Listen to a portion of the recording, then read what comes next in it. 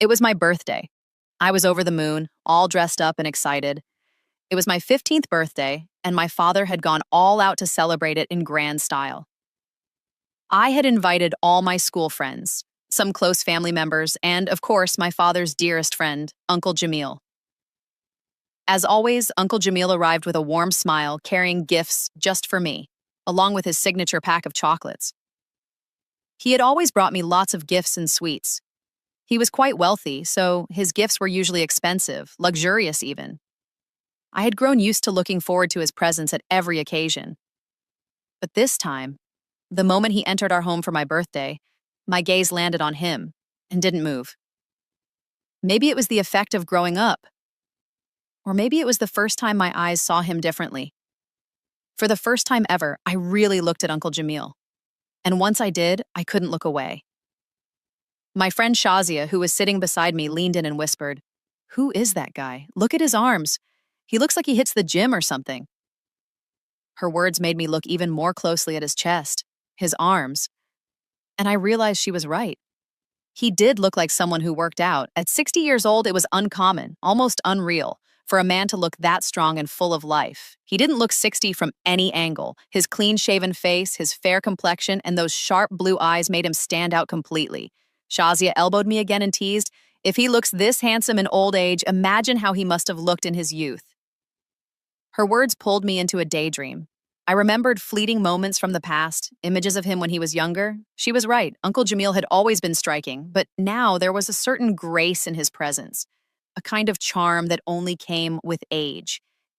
And maybe that's what made it hard for me to look away. Before I could think any further, my mother's voice echoed in my ears. "Dua, hurry up and cut the cake. All the guests are here and we still need to serve dinner." Smiling, I picked up the knife and sliced into the cake. Applause rang through the room.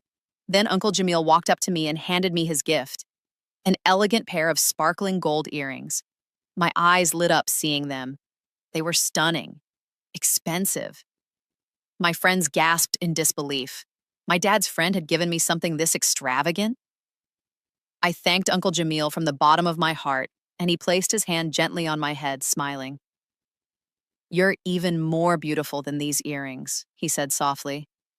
His words made my cheeks glow. I was at that age where such compliments from a man made me feel noticed, feminine, grown. I thanked him again, and soon dinner was served. After some time, the guests started to leave, everyone except Uncle Jamil, who stayed back with my father in the drawing room. He often stayed late at our place whenever he visited. Then I heard my father call me, "Beta, make some tea for me and Jamil." I was exhausted by then, but the moment I heard his name, I stood up and went to the kitchen without complaint. Normally, I would have resisted. But not today, not for Uncle Jamil. There was something about him, his kindness, his presence, or maybe something more that made me feel drawn to him. Lately, I had grown deeply fond of Uncle Jamil, and after the way I saw and admired his beauty today, there was a strange restlessness inside me, a craving to see him again and again. I made the tea and brought it over to where Uncle Jamil and my father were sitting. I sat down with them and began chatting with Uncle Jamil. He looked at me and said, "So, you've passed your 10th grade now, what do you plan to study next?" I smiled and got lost in conversation with him. He began giving me advice about different study options and career paths. But honestly, Tina, my eyes were glued to his arms and chest the entire time. Then for a moment, my gaze shifted to my father. His large belly bulged beneath his kurta, and his face looked worn out and tired. Maybe it was because of everything we'd been through at home. He had never really had the chance to care for himself. He was always working hard, trying to meet our needs and wishes. Uncle Jamil, on the other hand, ran a successful business. He had 2 sons, both studying abroad.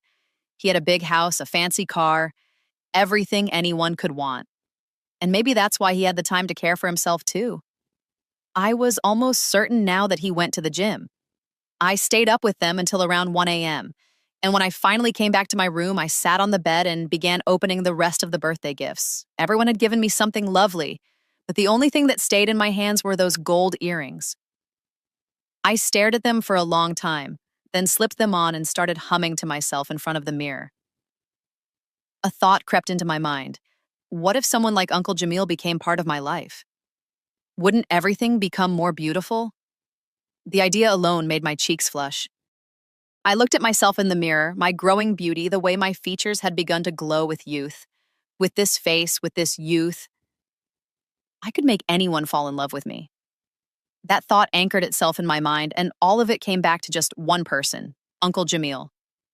The next day, I was lounging around the house with nothing to do. I told my mother I was going over to Shazia's place. She didn't mind, it was close by, and I was done with my 10th grade exams anyway. I quickly wrapped my scarf around my neck, slipped on my sandals, and stepped out. But as I reached the corner of our street, I heard some voices. A few boys from the neighborhood were standing at the corner. And now, seeing me, they had started saying strange, inappropriate lines, mocking, flirting, and commenting about me.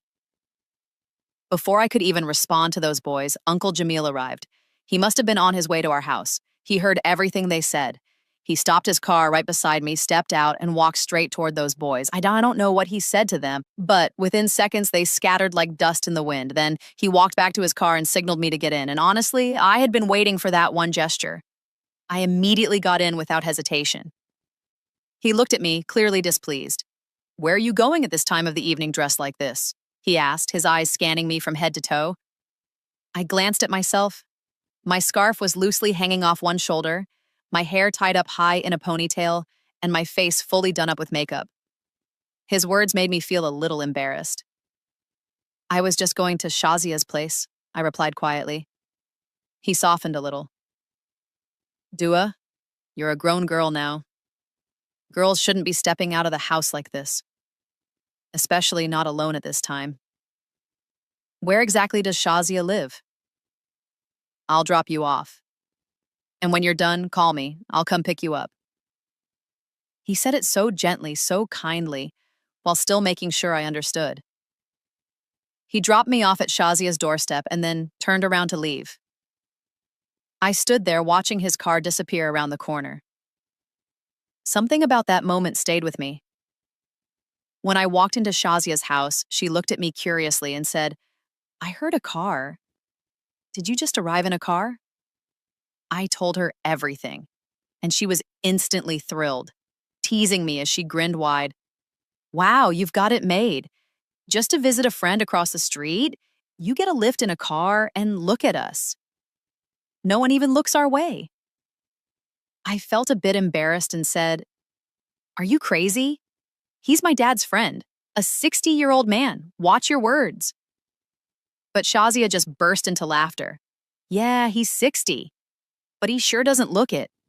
He's single, has no wife or kids around. Men like him are lonely, you know. Think about it, he's rich, handsome, and if Uncle Jamil ended up with you, your life would be set." She said it in jest, but something in me shifted. I didn't laugh, nor did I scold her, I just fell silent. Because deep down, Sherenan, she wasn't entirely wrong. Uncle Jamil was alone. His wife had passed away nearly 15 years ago. Both his sons lived abroad, and he spent most of his time